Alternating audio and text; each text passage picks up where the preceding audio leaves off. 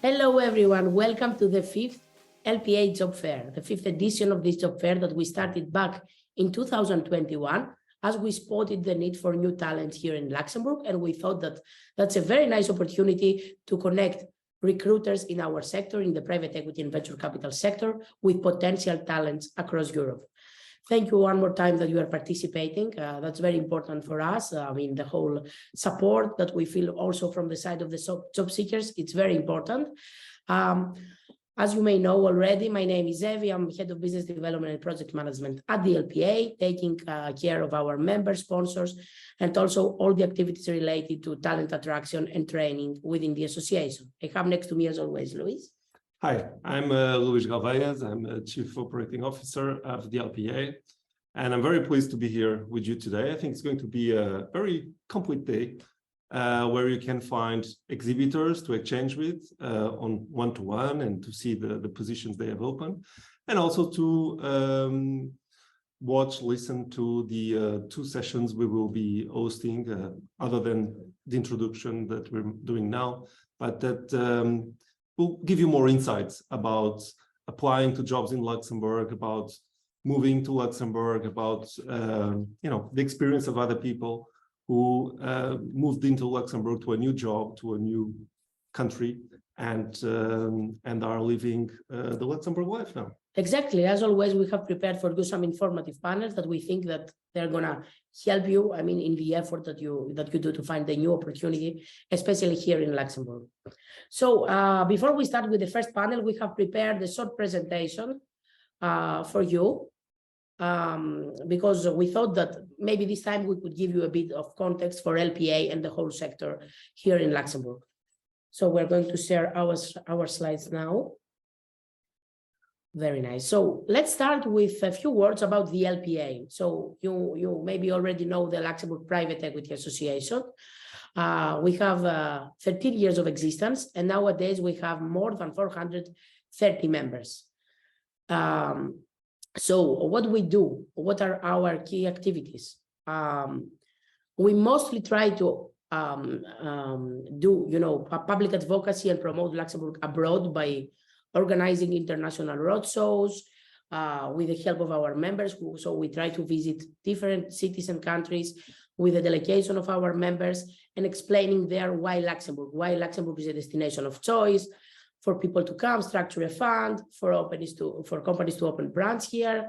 So this is what we do. That's one of our main activities. And then we are doing a lot of thought leadership. So we have different working groups that they cover technical and non-technical topics related to our sector. So we have technical committees addressing more technical topics like the regulations here in Luxembourg, tax, risk management, and everything that is more technical. And then we have the clubs that are focused on more broad topics like the recruitment, like the sustainability in our sector, or the diversity in the private equity sector.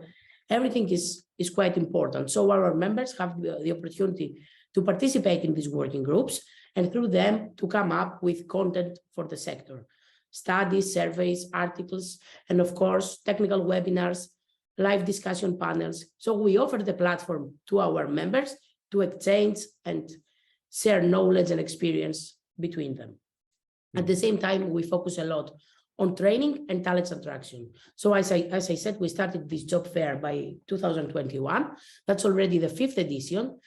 It's not a huge fair, but we have many success stories, and this is, I think, what makes it important. And at the same time, back in 2020, we started also our training academy in order to enforce people that they work already in the sector or they are willing to work with new skills and knowledge from the experts of the sector for them to advance in their career. Mm-hmm. And not the least, we have currently 430 members today. It's a number that has been increasing considerably in the last years. There's a growing number of private equity firms, of services rendered to these firms as well. And that's also a picture of the market. And I like to summarize what we do as building a network of professionals, an association of private equity professionals that come together, share their knowledge, and learn from the others as well. So maybe a few words about the market now? Yes. So the latest market figures that we have are quite, well, they reflect the growth that we have been seeing in terms of members, in terms of activity in the country. Well, assets under management in Luxembourg have been growing consistently year over year.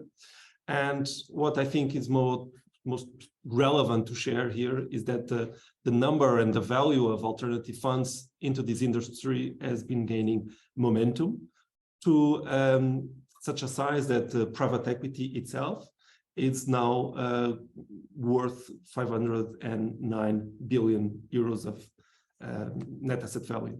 What are we covering here? So we're covering private equity funds, infrastructure funds, and funds of funds focusing in private equity. There are even some areas of the market which are not covered in this figure. So these are official figures from the regulators, CSSF. So we are certainly north of these 509 billion euros of private equity, and it's a figure that we estimate continues to grow in the near future. And I think everyone looking for a job should be looking for a job in a market that is growing. Yeah, that's the place to be. If that's you where want to opportunities work. Will come. That's where you can grow your career. That's where you find new areas to specialize in and to progress. We also have another slide mentioning why this growth, why Luxembourg continues to attract private equity firms. And this is actually, these points that we have here are taken from our GP survey. And well, there are a number of reasons, some more soft reasons, others more hard reasons. But certainly Luxembourg has been developing a very complete legal toolbox over the years, compatible, of course, with the European regulation, but giving enough flexibility for fund managers and investors to be comfortable with the setup of their own funds. So, of course, Luxembourg is under the European regulation, AIFMD. So funds establishing in Luxembourg can distribute their funds across Europe. And of course, there's also the soft power of Luxembourg that has been a success for several decades. So there's political and economic stability in the country and an overall business-friendly environment, both from the public authorities, but also from the private sector. And the diversity of skills, of people, of languages has been considered as one of the top reasons for people also to come to work to Luxembourg, because they can feel this international environment, and it becomes really a special place to work and a place where you can find, as an employer, the talents that you are looking for in terms of language capacity. I mean, we cannot forget Luxembourg as a private equity hub is mostly a global hub. So the funds that we have in Luxembourg, they operate internationally, and that is very valuable. And of course, high quality living standards. Yeah. We have a great ecosystem here. We have very good infrastructure. Well, winters can be a bit painful. Yeah, but I think that we have prepared that we discuss all of this later on. I mean, yes. So these are some of the reasons that continue to attract private equity firms to Luxembourg. Just recently, we went on a new mission to the US, to Texas and California, because there's a growing interest of different types of players. And it's always important to be out there to share what is happening in Luxembourg, to share the reasons to come to Luxembourg. And we always receive very good feedback. And that's why Luxembourg continues to be one destination of choice. One PEA and destination of choice. What are we seeing in the market in terms of topics? I mean, if you work in the industry, you may be aware of some of these. Others are more forward-looking. So some of the hot topics today, or probably the biggest one, well, I cannot say the biggest, because depending on the areas of the association, discussions change, but democratization of private equity is one of these. We believe, and many people believe, the next step of private equity is to open up from being restricted to professional investors. or institutional investors to a more wide audience, so that more people have access to private equity funds. And this is something that, well, it also requires some regulation adaptations, but also a regular adaptation from the fund managers that need to tap into new markets. We believe there is appetite from smaller investors, and also the need to continue to fuel the growth of the industry. This is also very linked with our view of the industry in Luxembourg, of where it is going. Luxembourg for many years was considered the back office operations center. In the last decade or so, we saw a strong middle office activity related to risk management, portfolio management, even front office lately, and even some front office. And that's where we expect to go further now, to have more front office running from Luxembourg, more investor relations, more fundraising taking place in Luxembourg. And we have a couple of initiatives coming up for our members on that aspects. Technology adoption is really key, because it's an industry that requires efficiency. It's an industry that is very much linked to administrative procedures, to legal procedures. So I think everyone is looking forward to that, so that the management of the funds is more efficient, that has less costs, that can scale better, and especially if we think of democratizing access to private equity, and so reaching out to more individuals, we definitely need more automated processes. Public policy is an everyday job. There are many subjects out there that our different committees and clubs are tackling, as Evie mentioned earlier. ESG is certainly the one of the main concerns of the industry right now.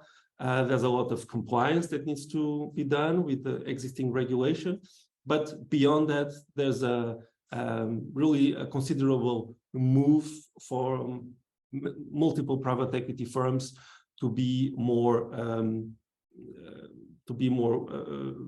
wise in terms of the application of ESG principles, to be more concerned about their impact, to be more involved in developing new processes, so that they are more aligned with the interests of the investors. And last but not the least, job profiles and talents. This is what brings us here today. This is what drives us for the last 2 years to organize these job fairs and other training initiatives. We need to continue this momentum of professionals. There are many opportunities in the market. We have some slides a bit further down with the open job vacancies, but we need to be conscious that this requires continuous learning as well, and continuous adaptation to the needs and to the different job profiles that we see in the market. Mm-hmm. Maybe you want to speak more about talent attraction? I mean, the numbers can do the talking instead of me. You can see here like the number of private equity job vacancies in Luxembourg that they were open until February. I mean, we have the latest numbers here. So you can see that there is a big need, many open opportunities in private equity firms directly. And at the same time, you can see how this has increased on the right side of the screen during the years. So you can see that in 2023, we started with more opportunities than ever. And this is because, as Luis explained, the market increases a lot lately. And we need talents. The market is going to increase even more during the next years. And that's why we try also to support through these initiatives our members. If we go to the next slide, we will see that the market, let's say, that is split in two categories when it comes to private equity. The service providers, that they cover the biggest market of the biggest part of the market, as it's obvious. So all the big fours, law firms, fund administrators, banks, AFMs, consultancy firms, that they offer the 90% of the jobs, and the very classical one that you can find online on LinkedIn or in other slides, like accountant, officers, business development, fund administrators, etc. And then we have the private equity and the venture capital firms that, of course, they are, let's say, smaller with less opportunities, but again, open to recruit people. And to here, different types of exactly, job profile. different type of profiles, as you can see, like investor relations when it's coming to front office, or risk manager when it comes to middle office, or then like valuations, conducting officer, portfolio manager. So these opportunities are open here. They exist here. And I mean, they are open for you. I'm sure that you can find many vacancies online and also during the day today. For those that are less familiar with the sector, this difference between job vacancies that you can find in private equity firms or venture capital firms and the ones in the service providers, it's because it's an industry that outsources a lot. Exactly. Private equity and venture capital firms are usually quite small in size, because they rely a lot on the expertise of the service administrators, providers, the big consultancy firms, law firms, and so on. Because it's a very specialized market, it's a very professionalized market, and so they prefer to rely on experts that deal with multiple firms. So let's say that they work very close with the service providers on an everyday basis. So that was from our side, and now I would like to introduce you Darren Robinson, managing partner at Anderson Wise, that he's going to talk about how to unlock opportunities here in Luxembourg, what you can do in order to succeed and find your next opportunity. Hello, Darren. Hello. Welcome. Good morning. Good morning. Maybe before you start, I would like to say that we have a Q&A, we have a chat. So we will stay here to go through the questions after your presentation. So if you have questions, please drop in the chat. Okay, perfect. Okay, well, welcome everybody. I'm going to quickly share my screen. So I've got a presentation sort of run through with you. So let me start. So here we go. Okay, good. So a little bit about me. So I've been in the industry for quite some time, as you can probably see. 27 years I've been recruiting. 5 of those in London. You can probably tell by my accent, I am British. 5 of them in Sydney, Australia. I did pick up a little bit of an accent there, but I've lost it since.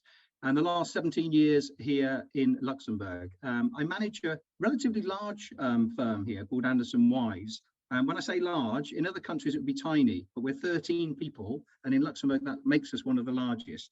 One of the unique things about Luxembourg, you can be very visible, even if you're relatively small compared to other countries. You can see on the left-hand side, the sort of things that I get involved with, pretty much everything British. So there is a large British community and certainly an Anglophone community here as well. English now being firmly the lingua franca in Luxembourg, but it certainly does help to have other languages, particularly French and German. And I also sit on a number of memberships, the LPEA HR Club, to name but a few. So what we're going to talk about today, we're going to talk about how to get the best out of recruitment firms, best out of job sites, talk about networking online, and also networking face-to-face. That's, of course, when you're present in Luxembourg, or have the opportunity to maybe go to job fairs or road shows that maybe Luxembourgish entities are present, such as the LPEA do a few road shows. So let's start. Now, if you're not already, if you're looking for work and you're not already have links and job alerts with these sites, I suggest you do that relatively quickly. So these are the most recognized job sites that you will find in Luxembourg: Movie Job, Monster, jobs.lu. Indeed is a place where it scrapes jobs from recruiters, companies, and also job sites. So it's definitely worth having some type of profile on the system, but also job alerts. eFinancial Careers also have some jobs advertised in Luxembourg. And of course, the LPEA Careers site also has a number of firms that are advertising on their site. And if you are a graduate, this is probably the most user-friendly site available, Graduate Land. It also has internships on there. A great way to start your career is certainly trying to land an internship in Luxembourg, but also as a graduate. And as you saw on the slide before, 90% of roles within our sort of sector are with these service providers. And it's not a bad place to start as a graduate. And once you have 2 or 3 years in one of the service providers, you become more attractive to directly work for the PE firms and maybe directly to a client that you're working with. So worth considering if you're a grad. Okay, so we have traditional CVs that you will send out, and to just give you a little idea, it would take me about 6 seconds, maybe under that, to decide whether I wanted to select you for an interview or not. Yeah, under 6 seconds. The things that I and HR will be looking for in particular, I'm going to be looking at education. I'm going to be looking at the company or experience that you might have. And that could be the name of the organization. Do I recognize it? And if I don't, it's certainly worth highlighting what type of company it is, and also the job title. Those 3 key areas I look at first. If they don't attract my attention, I won't read any further. We receive thousands and thousands per day. So you can imagine we need to be pretty efficient with what we're doing. Does that we might miss some people? Yes, it does. So you need to be really careful of how you manage your CV. Now, we've all come across, of course, the OpenAI has been around now for, well, it's been around for a while, but we've, certainly I've only found it this sort of year and recognized the benefits for it. So if you haven't already, certainly utilize ChatGPT to help you with your CV. And that is, if it's a tailored CV to a specific role, you can ask AI, and ChatGPT is one of them, to make changes to your resume to fit whatever job that you might be applying for at any company. And in case there is a job description, you can ask AI to rewrite your CV. This really will help. Yeah. Now, you might think it's, it's certainly not cheating. It's just making best use of your CV.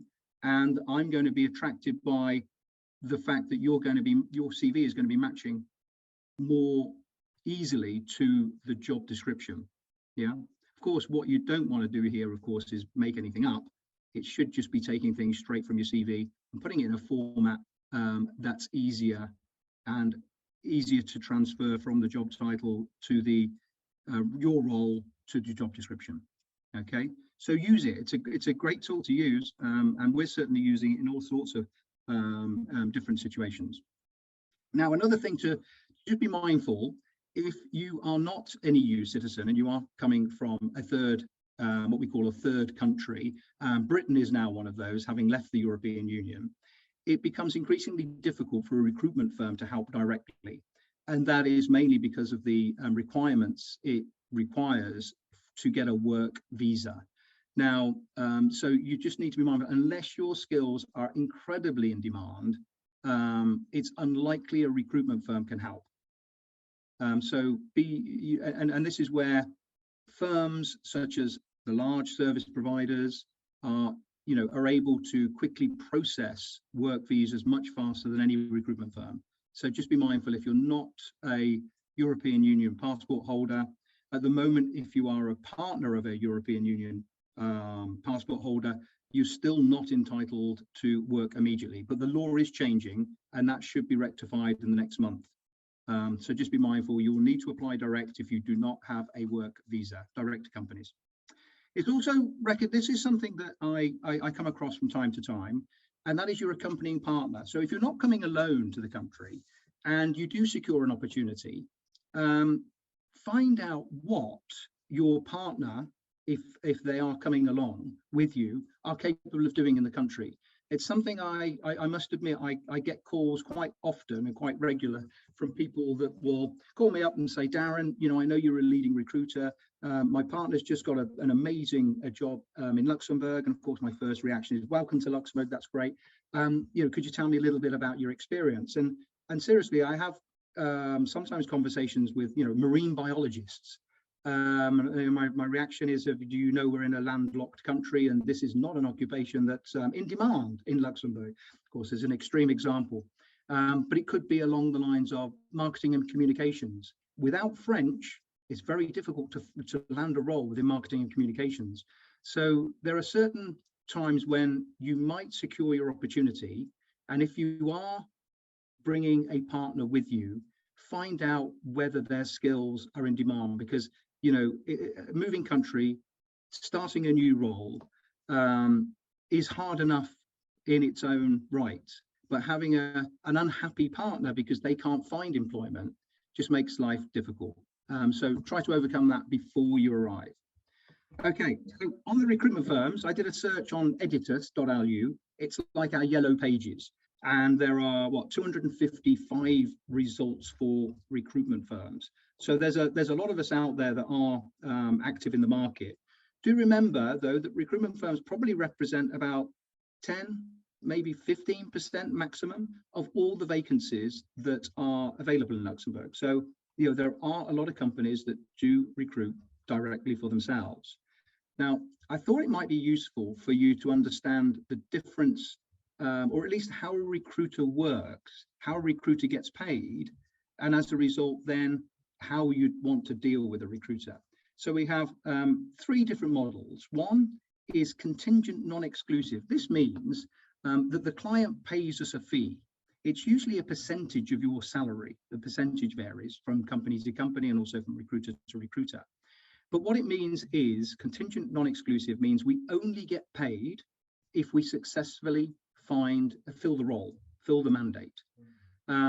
So you can imagine that we can spend a lot of time and not actually get paid for doing what we do. This is the non-exclusive means we're competing with a number of different recruitment firms. Yeah, this is not a nice place to be for a recruiter. Okay, and I'm always reminding companies not to work with multiple agencies, because we're not really incentivized to do the work. What we prefer is contingent exclusive. In other words, we still don't get paid, but we do if we are successful and we find somebody a role. And then the most interesting one for us is retained, and that is where we get paid regardless of whether we fill the role or not. We get paid for the work we do, and that usually comes in installments. A third of a fee when we secure the role, a third of a fee when interview starts, and a third of a fee when the placement is filled. So it's worth understanding this, because you don't want us to go a bit crazy, because it can be frustrating. So I'm going to ask, when you are dealing with a recruiter, whoever you are dealing with, and in Luxembourg, it's a very, very small place. And having worked here 17 years, we've helped thousands of people. My team alone have met and interviewed over 30,000 people in Luxembourg, which makes a good chunk of the population here. So it's important that you do the right thing with your recruiter. Yeah, and that is, if you do have in-demand skills and in-demand experience, limit the number of recruitment firms you partner with. Because if you came to me and you said, look, Darren, I've already speaking to 2 or 3 other recruitment firms, I might not be that interested in working with you, because the chances of me finding you the role is slimmer, because you're already out there on the market. Okay, so choose wisely. Keep a track of where you've applied. There's nothing worse than I brief you on a particular opportunity. You're excited. You can't wait to have your details sent. I send it, and the client comes back and says, oh, we already received their profile. They applied via LinkedIn, or they applied 2 weeks ago, which means I can't represent you, which means, of course, then you need to tell me, you need to tell every recruiter where you have applied, and keep a track of where you're applying. It's also important, don't ghost your recruitment consultant. And that means, of course, if you find employment, if you're no longer on the market, just let them know. So don't ghost recruitment consultants ever, okay? And then we won't go crazy. We will have a lovely partnership together. Okay, so this is an idea of a job application sort of review form or record. Keep a track. Do keep a track of where your CV is going when you've sent it, because there is a timeline. If you've sent your CV within 6 months or within 12 months to a company, you might be able to get represented by a recruiter. And what a recruiter can do differently to you applying directly, we usually have good relationships with organizations. And if we are proposing you, you can get to the top of what might be a very long list of applications that you might get lost in. So we're able to make those introductions at the senior level with the decision makers, rather than you land in a very large pile of CVs, of course, electronically these days. Okay, so that's with recruiters. And I also just want to highlight the fact that I mentioned that 10 to 15% of vacancies are through recruiters, but it is worth thinking about how you can do your own research and your own preparation. And that is, there are a number of member lists to identify certain companies that you would want to work with. So the LPEA, of course, have quite a few members. I think we saw 430. So have a look at the membership list. And of not only the LPEA, there's a few others. There's the ALFI members directory, the L3A, which is service providers directory. And you can do some research as to which of the companies that might be most attractive. And then, of course, where can we find the right people to connect with for those companies that might be interesting is through LinkedIn. So LinkedIn is certainly the #1 tool to find roles and connect with people in Luxembourg. So certainly if you're not on LinkedIn, you should be. And you should also be building your network if Luxembourg is your destination of choice. But you will be able to find not only the hiring managers, but also HR, talent, managers in organizations, and including recruiters here in Luxembourg too. So definitely get onto LinkedIn, create your alerts. If you're looking for private equity, there's a simple alert on there. You can see, we've got a job out there, and it's only ask you here is to keep a record of who you applied to, and because again, if you came to the recruiter and said, look, I've already applied to that role, then that's fine. But don't make the mistake of forgetting where you've been sent. It can be very frustrating. And also, get your profile up to date with a recent photograph. I think mine's about 3 months old. And also, if you think about it, how many connections you must have. So I've got quite the maximum connections you can have on LinkedIn is 30,000. So I'm over the maximum you can have, but you could still follow me. And if I do drop connections, because from time to time I do, I can add you to the connection list. The good thing about having connections, it can mean you are connected second degree to other interesting people. So you might find, if you haven't looked in the Luxembourg market before, that you might be connected, a third connection of everybody. If you're connected to somebody like me, then you'd immediately become second degree connected, which means you can contact people easily. Yeah, and then you just connect with them, and just connect with as many people as you can. The other thing is to be a little bit active, if you can, on LinkedIn, and that is by either sharing posts, commenting on posts, but only commenting the relevant things, and things that are not necessarily divisive.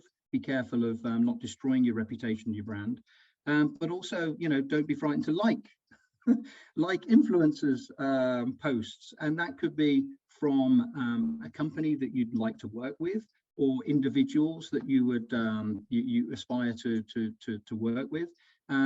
Like their posts. We all like likes, and we do look to see who is liking and who is forwarding and who is sharing posts, and that's another way of just getting your visibility out in Luxembourg, on your online visibility. You can do this on LinkedIn really well. Now, I do find that not so many people have a detailed summary, and it's super important to have a detailed summary, especially if you're new into Luxembourg. So that's where you can highlight that you're open to opportunities in Luxembourg. You can also highlight better sometimes your skills and experience within your summary page. So please take your time to write a summary page, but guess what? You don't have to do anything. You can get AI to write your summary for you. And if any of you have already done it, you'll find that it'll write a summary better than you can, or most likely, unless you're already a content writer or something. But I find that using these tools really does manage to write things effectively for you already. So just paste your resume in there and ask ChatGPT to write a summary for you. It takes really literally seconds, and then adjust it to how you feel fit. But have a good summary, making sure there's keywords on there that we as recruiters or HR practitioners would search for and identify. Remember, we're only going to spend about 6 seconds. So I want keywords to be jumping out at me. Interest in Luxembourg, interest in private equity, and of course, if you did have already experience. Okay, and then we have, of course, if you've managed to get face-to-face, the networking is something that I really do recommend for you to do. It's especially in Luxembourg, because it is a small community that you can get your arms around very quickly. And there's a lot of events that you can attend that don't cost anything. And certainly the LPEA do a lot of road shows internationally. Look out for them, because you can attend them, and they're really useful to do that. And they can be, you know, ones that are educational. I prefer these ones where they're a little bit more fun, or at a bar, and you do get to see and meet a lot more people than you would effectively be able to build a relationship through the online tools. So if you can, get out there, start meeting people. So another thing that I'm going to recommend, when you are searching for a job, sometimes it can be a little bit it can be demoralizing if you've been searching for a few weeks or even months or even longer. And what I recommend to people is that you create yourself and give yourself some key performance indicators, some targets, some objectives. And that could be as simple as, okay, I'm going to connect to 10 new people on LinkedIn per day. If you're local, you might say, you know, I'm going to have a coffee 3 times a week with somebody that might be able to point me in the right direction for the right career. And that could be just asking somebody if they could spend a moment of their time to give you some career advice. And that could be just over a coffee, or it could be, you know, 2 lunches a week, or whatever it might be that you decide, how many CVs you send, how many applications you'll chase, how many interviews you want to go on. Create an objective list. So at least then by the end of the week, you will be satisfied with some of the objectives you've set out to do. Because if you focus purely on the result, it might not come. It might come in the first few weeks, but it might take you months. And at least then at the end of the week, if you've hit some of the objectives, you know, and treating it like a project, at least at the end of the week, you can congratulate yourself and say, right, I've managed to at least do all these activities. And you know, there's sometimes it's a process of elimination rather than anything that was a waste. So if you did meet somebody, if you did send your CV, if you did have that interview, and it wasn't really led to anywhere, at least you know. So I don't think any meeting or any activity that you do is a waste of time. It's more you've eliminated that activity. Yeah. So there's a few things. Of course, it's the coffees and the lunches, meeting with people, the most effective. It might not be the direct route to finding the next opportunity. It could be, but it might lead from one person to the next. We're only so many people separated, especially in Luxembourg with our connections. Yeah, emails, calls to various individuals for advice or applications. Of course, keeping with your job search. It's easy, of course, to set up alerts that you can apply. And whether it's opportunities to attend events, do that, because that's going to just expose you to potentially more opportunities to keep building your network. Okay, so I have this phrase in Luxembourg where, because we are quite small, it's not what you know. It's also not who you know. It's who knows you. Yeah, and in Luxembourg, you can get recognized fairly quickly because we are a small population. So thank you. Thank you, Darren. Very, very nice presentation. I think very complete. We have a question here in the chat. Someone is asking, do you need to have several years of experience in order to approach a recruiter, or you also take care of people that they are more junior? Yeah, it depends.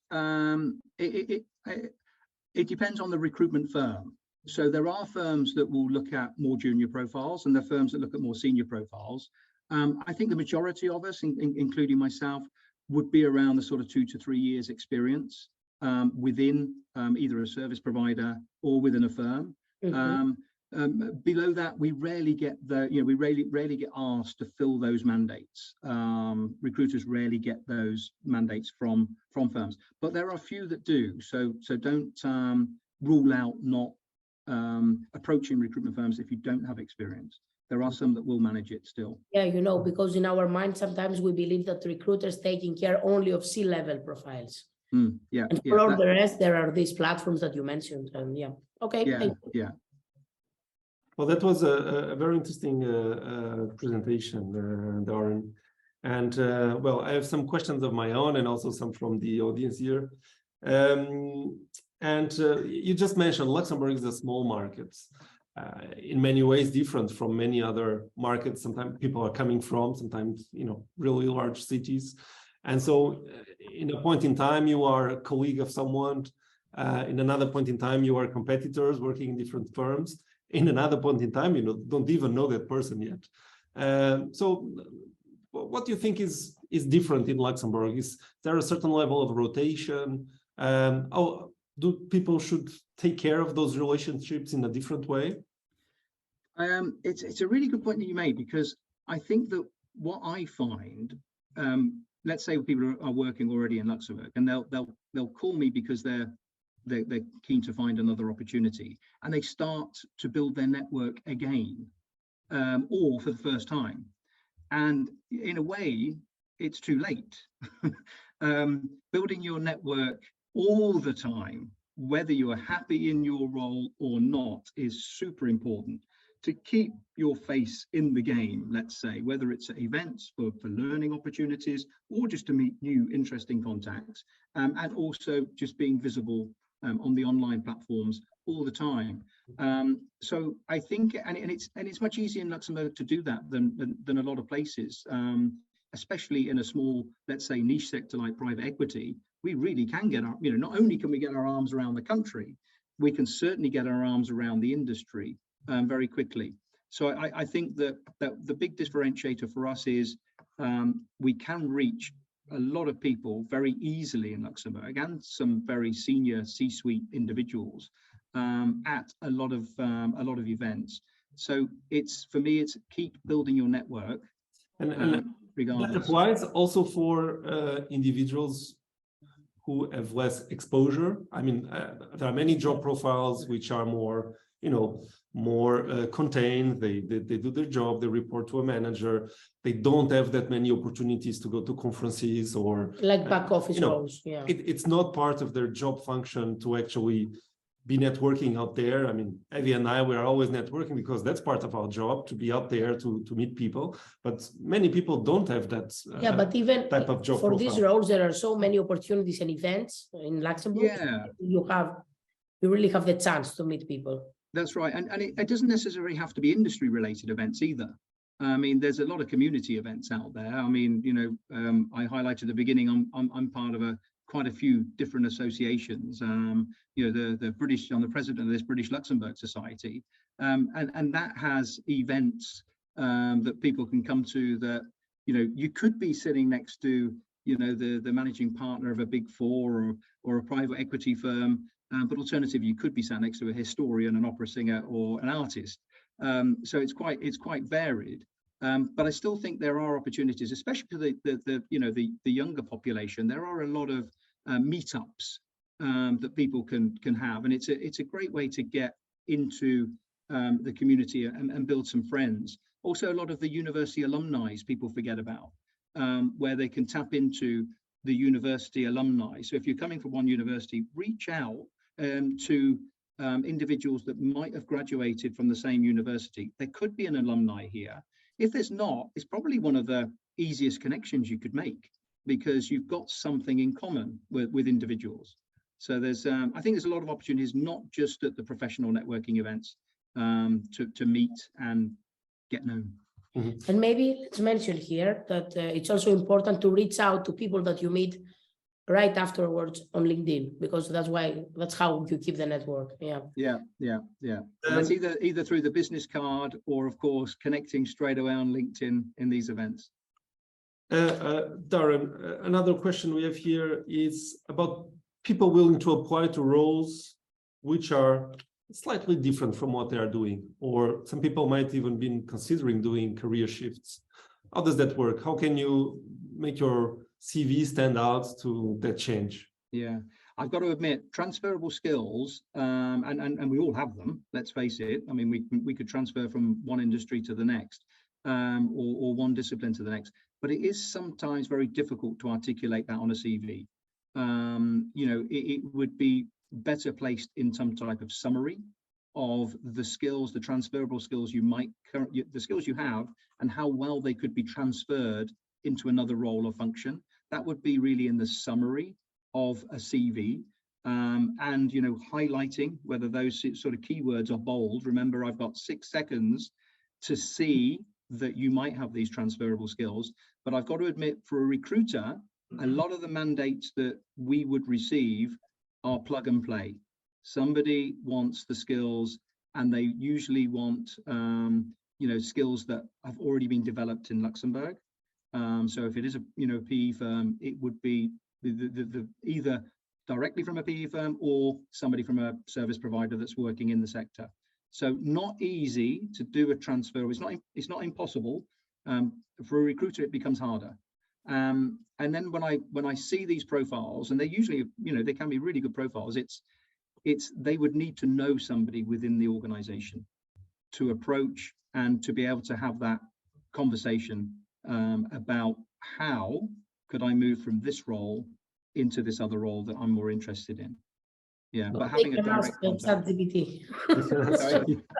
Or ask ChatGPT. It can help. It can help articulate some of the language that we take. You know, we used to take hours coming up with text that would articulate it properly. And I think that you gave a life hack, honestly. Yeah. We have other questions here, but let me remind the participants that they can ask us questions through the Q&A of this session. You mentioned that English is a lingua franca. Of course, for some job profiles, French might be appreciated, or German. We do have many people, especially coming from abroad, that communicate mostly in English. Well, if we go to the markets beyond France and Germany and Belgium, and what's the current level of flexibility from the companies on that? We know there are many courses out there, and many people like to learn other languages. But can we speak of the financial sector and private equity in particular as an English dominant sector? Our work at LPEA, just for information, it depends on the role in as English. well. I mean, if it's front office, maybe French is more important than in a back office role. Yeah, I mean, a lot of the times when we're asked for, you know, in PE, outside of English, because English is always required. I haven't come, well, I suppose predominantly most of my clients are going to come to me because of the Anglophone, although, you know, I have a multicultural team from all nationalities that you would find in Luxembourg. So I have all the languages and all the nationalities within the team. But I think within this sector, English is always the first requirement. And when it's a second requirement, it could be because they have clients that are, you know, French speakers or German speakers. Or a lot of the time it's because the team internally, even if it isn't the corporate language, you know, internationally for that company, sometimes the team's predominantly Francophone, and you might miss out on cultural integration if you weren't able to speak French. But it doesn't necessarily mean you need business level French. And I think that's also something to be mindful of. If you think, right, you know, I'm going to get to Luxembourg and I'm going to get to business level French so I can apply for jobs. I mean, that is a whole world of work, because you know, languages are not as easy to pick up to business level. Mm-hmm. Well, we also have the situations of companies belonging to international groups coming from certain regions that might actually find your language, your native language as a particular add-on to the role. Oh, no, don't get me wrong. It is certainly multiple languages is an asset. You know, just having English is fine, but if you've got English plus all the other languages, it's plus. It's always an asset, yes, of course.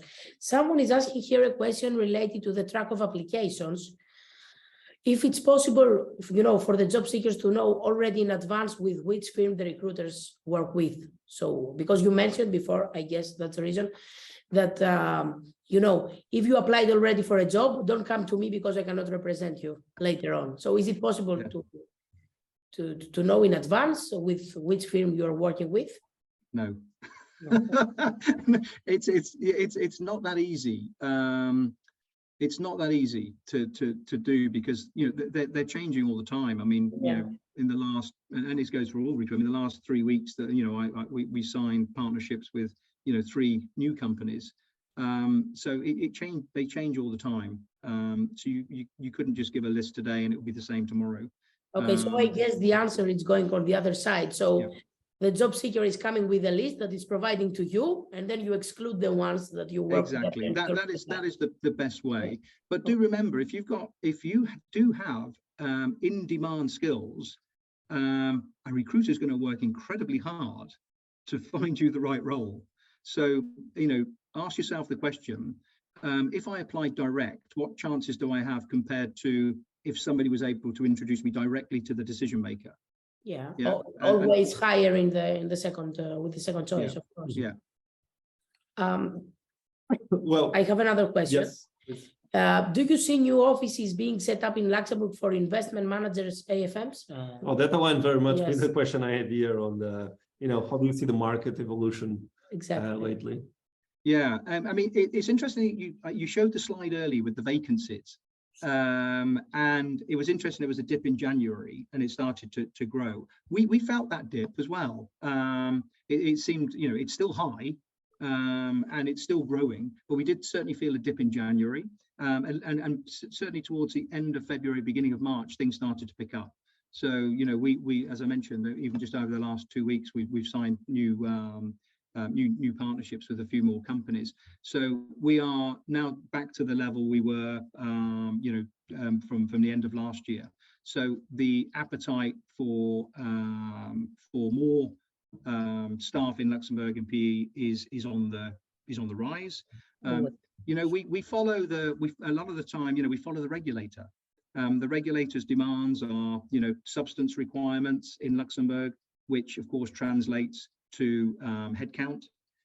So of course, as being a recruiter, they are, you know, it's my favorite word, substance requirements, because it just means that more headcount for certain regulatory roles within private equity, and that's where we grow our business along the same lines as everybody else needs to.